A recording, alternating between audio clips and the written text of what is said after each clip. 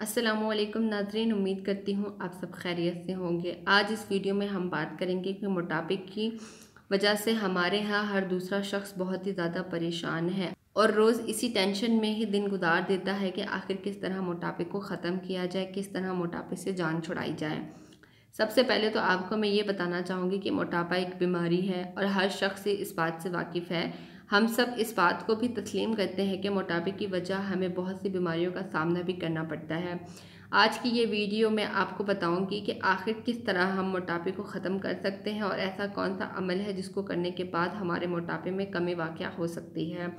यहाँ पर सबसे पहले तो मैं आपको कुछ वजूहात बताना चाहूँगी कि आखिर मोटापा आता ही क्यों है। जब हम कोई फिज़िकल एक्टिविटी नहीं करते, कोई भाग दौड़ नहीं करते, कोई एक्सरसाइज नहीं करते, खाया पिया और बैठ जाते हैं, तो जाहिर सी ही बात है हमने फिर मोटा ही होना है, हमने फिर मोटापे की तरफ ही जाना है।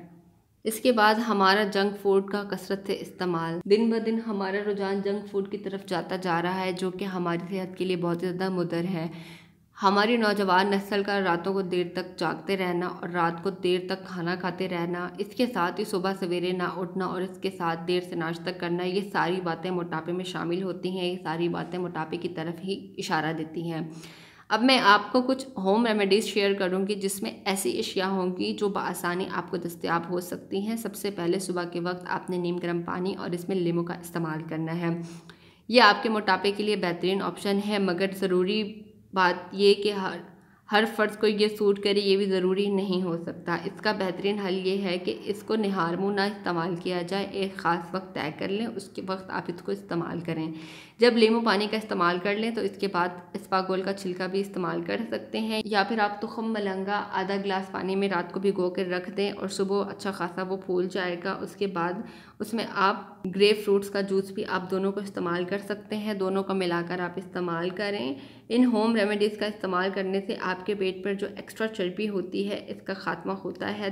दिन ब दिन चर्बी में कमी वाकई नज़र आने लगती है और इसका कोई नुकसान भी नहीं होता। इस बात को भी याद रखें कि ये अमल आपने लगातार 40 दिन करना है। ये सब होम रेमेडीज़ तो आपने सुबह के वक्त करनी है। अब बात की जाएगी कि दोपहर और रात के खाने की। दोपहर और रात के खाने के बाद आपने 2 चम्मच अरके ज़ीरे का इस्तेमाल करना है। ये डाइजेस्ट होने के लिए बहुत बेहतरीन अमल है। इसके साथ ही किसी अच्छे कुकिंग ऑयल का इस्तेमाल करें। बेहतर है कि आप रात को कहवा का इस्तेमाल करें। कहवा कुछ आपने इस तरह से इस्तेमाल करना है, बहुत ही आसान सा तरीका है, वो भी आपको समझा देती हूँ। आपने सौंफ लेनी है, अदरक लेनी है, तुलसी के पत्ते लेने हैं, 7 पत्ते आपने कड़ी पत्ते के लेने हैं और आपने इसका कहवा बनाना है। रात को खाना खाने के 15 मिनट के बाद आपने इस कहवे का इस्तेमाल करना है।